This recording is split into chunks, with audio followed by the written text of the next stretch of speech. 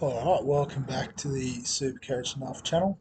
In this video, we're going to look at something a bit different and set up our team for the NBL SuperCoach for 2023-24. And so I'm going to be completely transparent. I really don't follow the NBL. When it asked to put my favourite team in as I was setting it up, I almost literally clicked none. I decided to stick with the Bullets, being the local team here in Brisbane. And I guess maybe having a look at this, I might even go out and have a look at a game, something a bit different.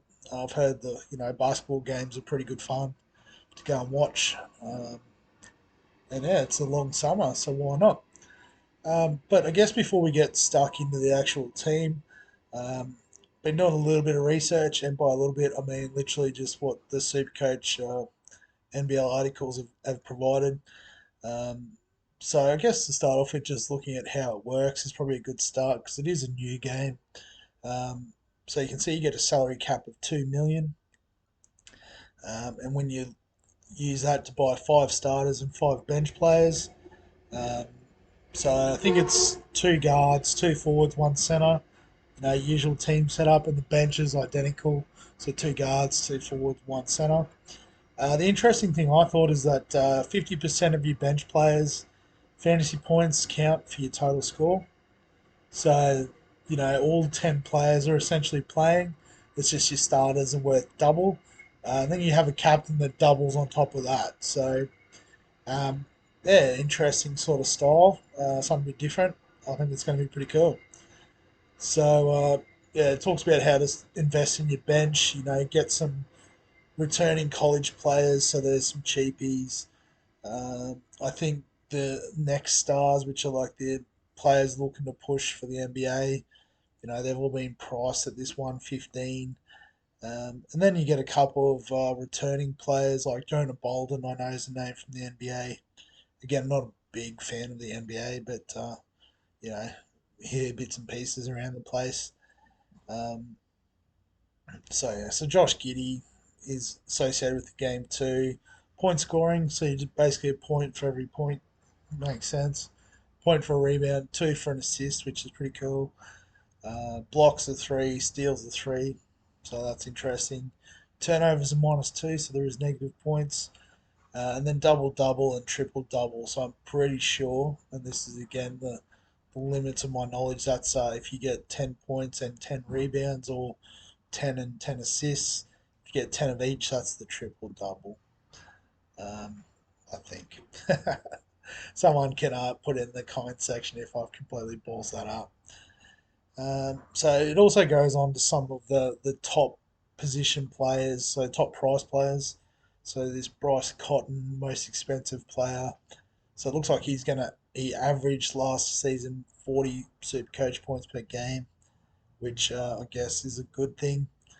So we might load up on him as a captaincy option. I'm thinking, but that chews up almost a quarter of our $2 million salary cap. So we might try to balance it out a bit more. I'm not 100% sure on the right strategy just yet, but we'll have a look and see.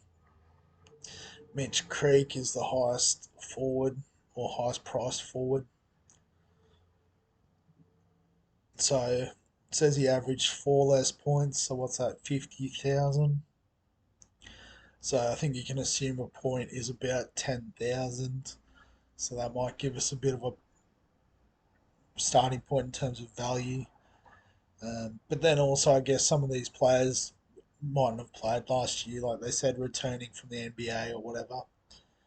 The man known as Big Sauce. We might have to get this lad just for the awesome nickname. Alan Williams, I like it. Good gear.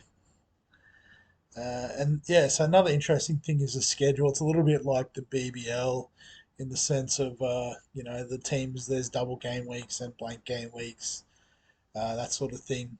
So interestingly, I saw Cairns has 2 blanks early on. Apparently, they're going to America to play some of the NBA teams, which is really interesting. But it also means, we might look at any of those Cairns players and put them on the watch list for game week 5 on, when you can see they got a big run of double game weeks. So it might be a bit more tactical like that, I think, around trades and stuff. Um, Somewhere it did talk about playing the teams that play in the first 5 game weeks. Obviously, a different article. So Josh Giddey, as I said, plays for OKC over there in the NBA. He's got some articles and stuff contributing. So he's listed off a couple of the former NBA players. Jonah Bolden, Chris Goulding, I think did play. He definitely has played for the Boomers, I know. Um, but yeah, compared to I guess the 400 that we just looked at, they do look like they represent good value and dual position too, which is pretty cool. Um, a couple other guys here, Alex Tui. Okay, sounds like he's done the same thing. Alexandra Sarr. So I did see something about he brained it over in America. The Wildcats went over there. They're talking him up as potentially being a potential number 1 in the NBA draft. So if we can get that sort of talent at 115, I think he's one that we can, get into our team somewhere. That'd be pretty great. I've seen a couple of articles with this Taron Armstrong listed in it, but again, being Cairns, he's not going to play a lot, and we need players on our bench that are playing. So definitely one to put on the watch list, I think. Um, and I guess assuming how the scoring works similar, or the pricing, I should say, hopefully it works similar to regular Supercoach where it's after 3 rounds. So he can play the first 2 rounds and brain it, and then sit game week 3 and 4, and we can bring him in game week 5. Hopefully it's not off the number of games because that could stuff this all up. But even then, it would only be one price rise. So definitely one to keep an eye on. Uh, Jack McVeigh, okay, cool. Flowers is fairly cheap, running the point as the next star. So, you know, these next star guys, I think, based on potential, they could be good cheap options. Obviously, at the higher end of the cheapy spectrum. This name's cropped up in a couple of places that I've seen. So yeah, next star player, that must be why. Yeah, so I think this was the one that a few of those names doubled up on. So I'm not sure who Michael Randall is, but good luck to him. He's put his team out there. He knows more than me. So yeah, so some interesting names. Gary Clark, Luke Travers. All right, we'll keep these guys in mind. Bannon as a cheap option. So the big source gets a run. That's positive for our. Yeah, so this Hook Porty again has come up. Webster Flowers again features here. So the big six. So these are the top guns apparently, but they're all quite expensive. And yeah, so he's also mentioned about New Zealand and Cairns missing out, and this is where I saw it. So in the first 5 rounds, Melbourne played 9 games. So if we're tossing up, we'll go for a Melbourne player over the rest just because they've got more games to score. But then obviously, they become trade out targets when the schedule flips. So something to keep an eye on. And the last article here is the Cheapy Bible. So pretty handy to have. So Michael Randall, he's done it again. Good lad. Well done, Michael. Um, so bargain or bust. So I guess these are the higher end cheapies.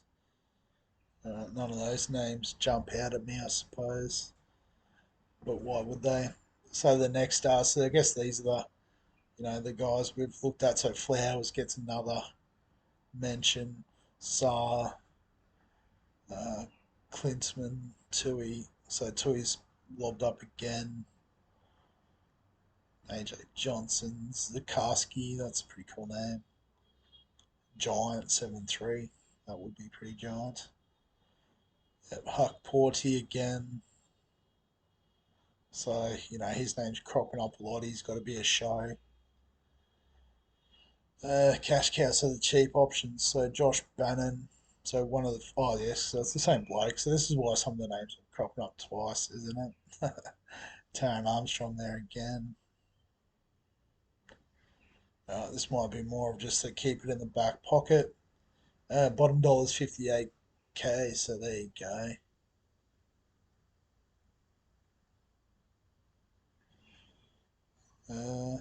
There you go. So Hadley looks like a good option.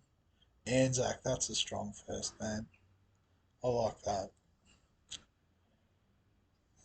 Playing at Perth, cool. So I guess there's a few articles and bits of information that we'll try to use, but we'll get into it. And I guess also what I like to do is go by ownership to follow the crowd a little bit. Um, so actually, I might start at centre because I guess the two names that jumped out was Big Sauce, get him in, and the other one that kept cropping up, Aaron Baines. That'd be great to get him in, but he's only a centre. Huck Porty, we'll try to. So we've gone quite big there in the centre. I don't know if that's a smart move or not, but we'll go from there anyway. So actually, I should look at them in terms of their percentage ownership too. It doesn't say down here. Clear them out. Go back. So ownership in the centres. Oh. So Huck Porty at 15%, and the Big Sauce at 9. Okay, we can live with that. So yeah, so we'll definitely bring in Saar. And then I guess based off name, the likes of Bolden and Goulding rather, would be good options. And I guess a cheap option there with Bannon.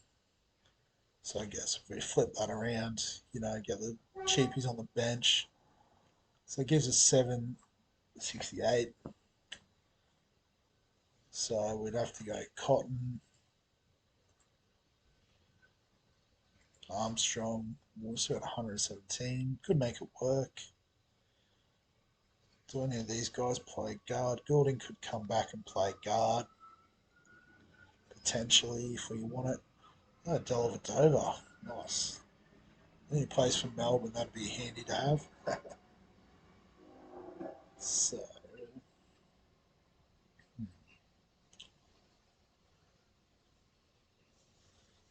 so I guess go back and have a look at these sort of next. The Boomers have a time for this. What's up there? Just a random video playing there. I don't know if that comes through on the audio. Let's see who we've got.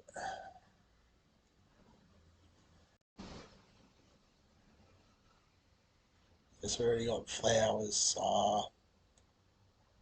Quinman and Tui are both forwards.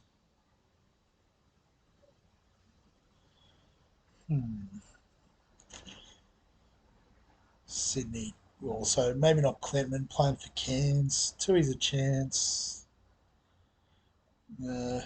AJ Johnson, a guard. Illawarra is stacked at guard. Okay, we might give him a miss. Rube Stakovicius. I can't even say that. Stavicus. I'm going to give up on that one. Maybe we won't bring him in so I don't have to talk about him too much. So maybe it's just, what was his name? I've already forgotten. That's not good. Tui. So if we sub, no, we'll just have to bring Goulding in the old fashioned way. And look for Tui. Alex Tui, there we go. So maybe bring Saar in as that gun option. Alright. Looks okay by me. We've spent pretty much all the cash. So captain, the big guns, why not? So Perth, South East Melbourne. So we didn't end up. Oh, we did bring in a Melbourne player with Huck Porty and Goulding. So he's got to start, surely. I guess as well with this cheaper option too. So Perth have a double up. So Saar, good idea. Cotton, brilliant. Southeast Melbourne have a double up. Yes. Sydney, how they going? Got one game. That's cool. So yeah, we might we'll run with this and we'll see how we go. So that's the NBL Supercoach. Um, I guess we could set up a little league as well. How does the league work? 16 teams. Oh, 8 teams. We'll see if we can fill 8. If we can't, we can always just scrap it. So it starts round 3. Top 6 in the finals too. So I guess that gives everyone a crack. So Supercoach, Nuffs, league description. Sells itself, doesn't it? Alright, create a private league. Alright, there you go. So you can see the code there, 265907. Oh, it's up here. The bigger one would be more obvious. So if you want to join in, make a team, drop the league code, and like I said, we'll have a bit of fun. I'm sure there'll be a few people ahead of me by the end of the season, but that's perfectly okay too. All right, but yeah, we'll wrap it up there. I'll just go back to the team, give it a final plug. Um, so yeah, if you've got any thoughts or comments on the team, someone obvious that I've missed, let me know in the comment section below. If you're enjoying the all the content, we've got Fantasy Premier League, we've got NFL Fantasy, and now we've got some NBL. Big Bash will be coming out when it's that time as well. So yeah, if you're enjoying all that, remember to subscribe to keep up to date with all that.